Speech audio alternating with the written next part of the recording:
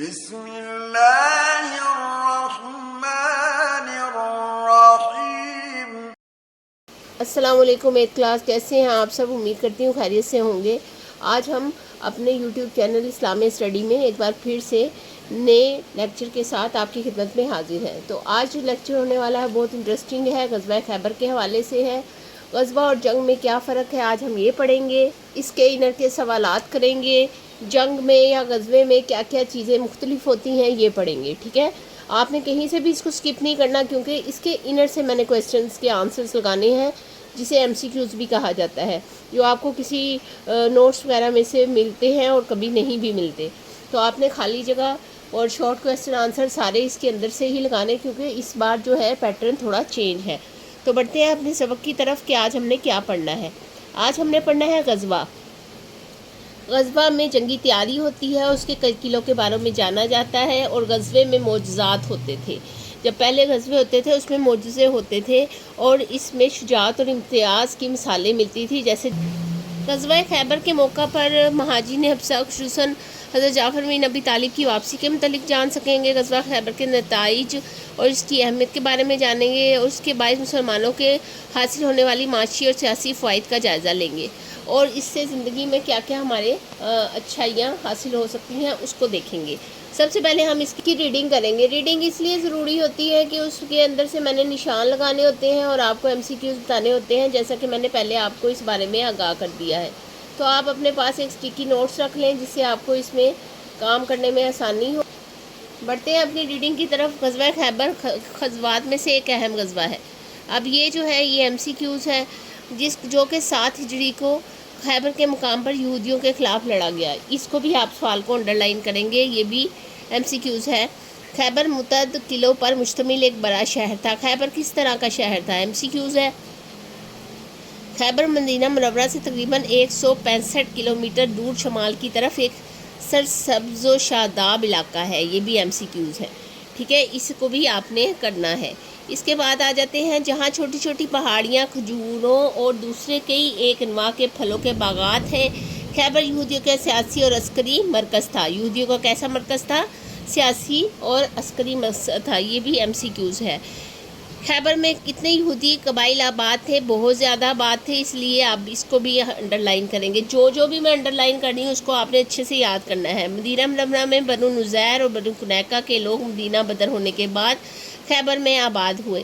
خیبر میں کون سے لوگ آباد تھے؟ بنو نذیر اور بنو قنیقہ کے لوگ مدینہ بدر ہونے کے بعد آباد ہوئے۔ خیبر مسلمانوں کے خلاف یہودی سازشوں کا مرکز بن چکا تھا۔ یہودی آئے دن مسلمانوں کے خلاف کوئی نہ کوئی سازش اور نقصان پہنچانے کے لیے جال بنتے رہتے تھے۔ یہودی اپنی کھوئی ہوئی ساکھ بحال کرنے اور مسلمانوں سے بدلہ لینے کے لیے ہر وقت کوشاں رہتے تھے۔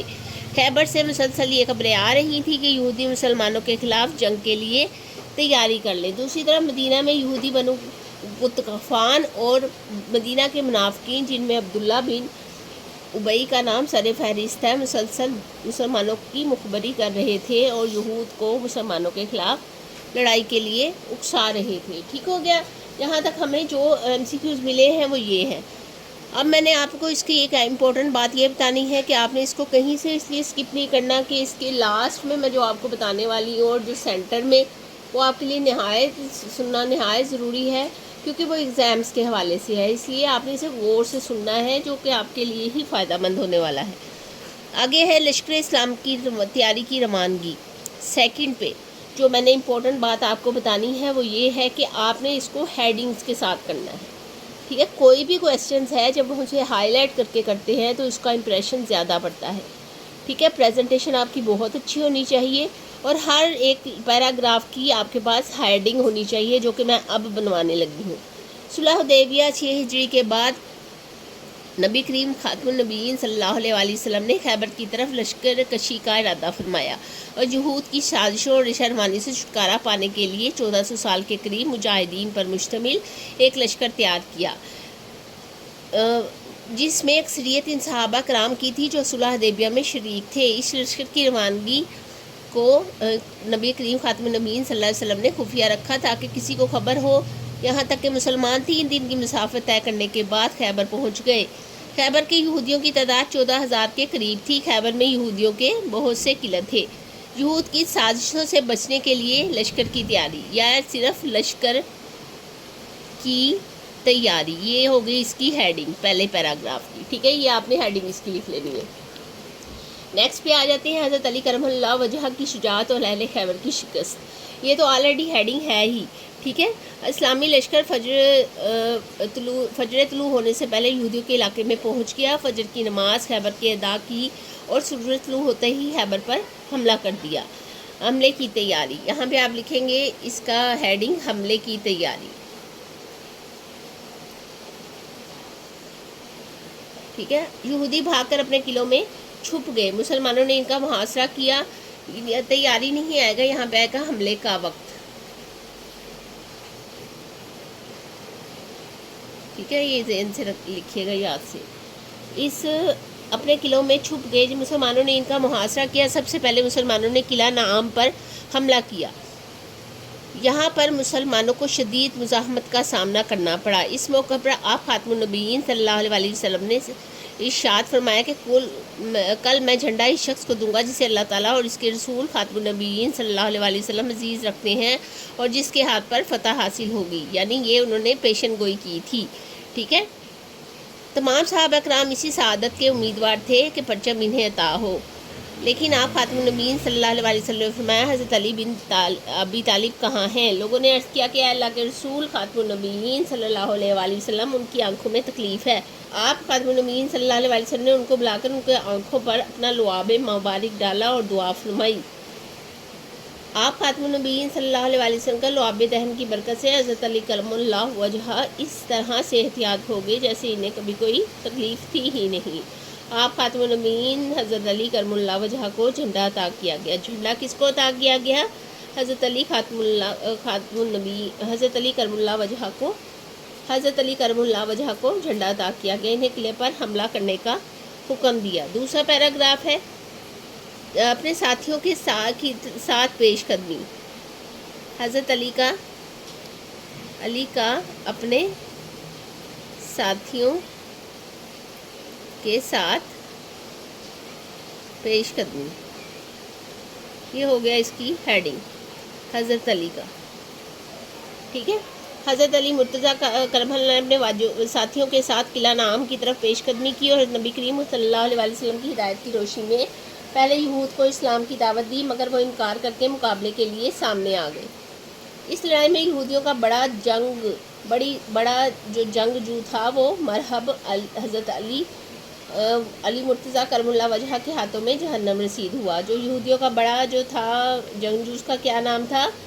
مرحب تھا۔ اس کے بعد یہودیوں کے حوصلے پست ہو گئے اور وہ شکست کھا کر بھاگ اٹھے۔ یوں قلعہ نعام پر مسلمانوں نے قبضہ کر لیا۔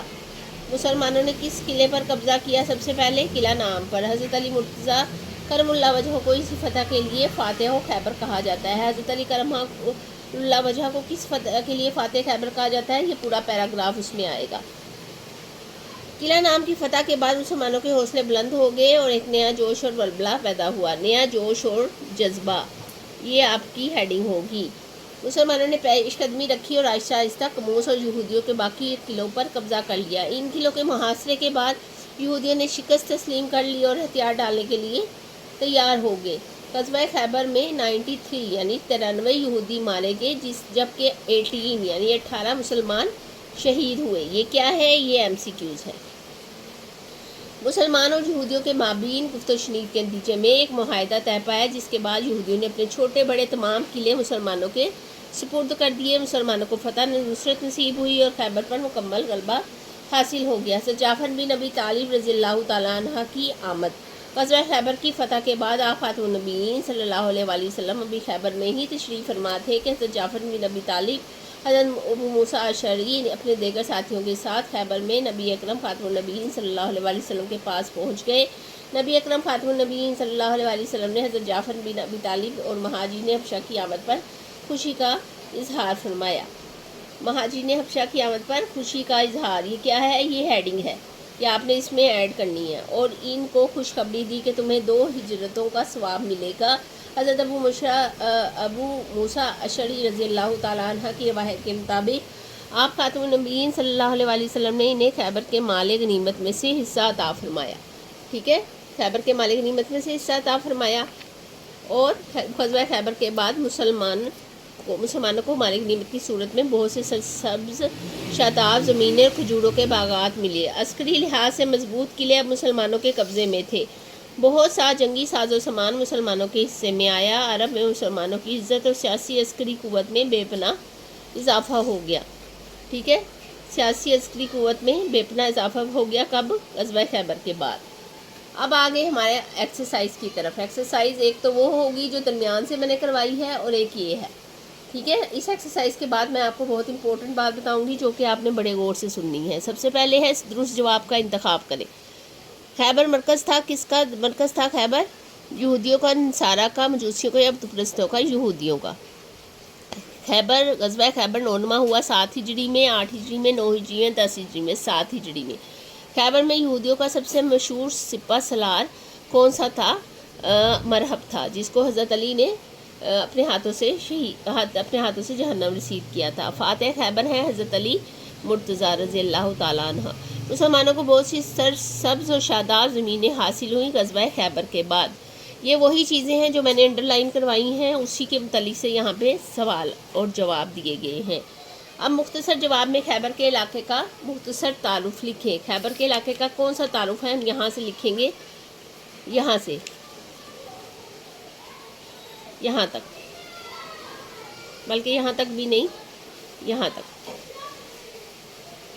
ٹھیک ہے, یہاں تک آپ اس کو خیبر کے علاقے کو مختصر تعارف کو لکھیں گے. آگے ہے غزوہ خیبر میں رونما ہونے والا ایک معجزہ لکھیں. غزوہ خیبر میں رونما ہونے والا معجزہ جو ہے وہ ہے, اس طرف آ جائیں گے, یہ ہے کہ جب حضرت علی نے لوگوں نے عرض کی, جب حضور صلی اللہ علیہ وسلم نے پوچھا, ٹھیک ہے, کہ آپ حضرت علی رضی اللہ تعالیٰ عنہ کہاں ہیں, تو لوگوں نے کہا کہ ان کی آنکھوں میں جو ہے تکلیف ہے, تو اس کے جو حضور صلی اللہ علیہ وسلم نے لعاب دہن لگایا تو ایسی ہوگی ان کی آنکھیں جیسے کوئی تکلیف تھی ہی نہیں. یہ ایک معجزہ تھا حضور صلی اللہ علیہ وسلم کا غزوہ خیبر کے دوران میں. آگے ہے نبی کریم خاتم النبیین صلی اللہ علیہ وسلم نے مہاجرین حبشہ کی واپسی پر کیا ارشاد فرمایا؟ نبی کریم نے ارشاد فرمایا کہ خوشخبری دی. نبی کریم نے مہاجرین کی خوشی کا اظہار فرمایا یہاں سے کہ 2 ہجرتوں کا ثواب ملے گا. ٹھیک ہے, آگے ہے غزوہ خیبر کا کیا نتیجہ نکلا. یہ والا پیراگراف آپ لکھیں گے, یہ چوتھا ہے. یہاں سے آپ یہ والا پیراگراف لکھیں گے, یہ سارا, کہ بہت سا مال غنیمت حاصل ہوا اور سرسبز شاداب زمینیں ملی اور ان کی عزت میں اضافہ ہوا. یہودیوں کو مسلمانوں کے خلاف لڑائی پر کون اکسا رہا تھا. یہ بیک پہ آ جائیں گے اور یہاں پہ لکھیں گے, یہاں پہ آپ لکھیں گے, یہاں سے خیبر میں مسلسل یہ خبریں آ رہی تھیں, یہاں تک سے لکھیں گے, یہاں سے یہاں تک. ٹھیک ہے, کون اکسا رہا تھا ان کو مدینہ کے منافقین, جن میں عبداللہ بن امی کا نام سر فہرست ہے, وہ اکسا رہے تھے.